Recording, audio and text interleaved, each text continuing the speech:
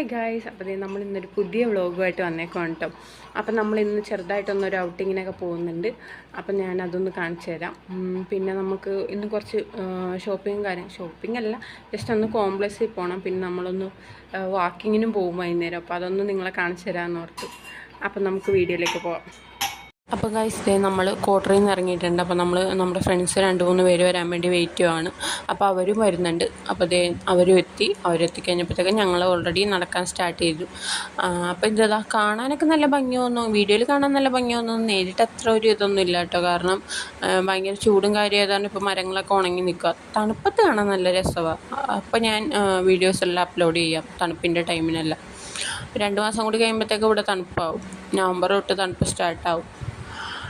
അപ്പോൾ അത് ഇപ്പോൾ ഒരു നീർക്കായി അങ്ങനെ കൂടി പോകുമ്പോൾ ഇവർ 2 പേരും കൂടി എന്തോ ഗുണഗുണമൊക്കെ പറയും കേട്ടോ.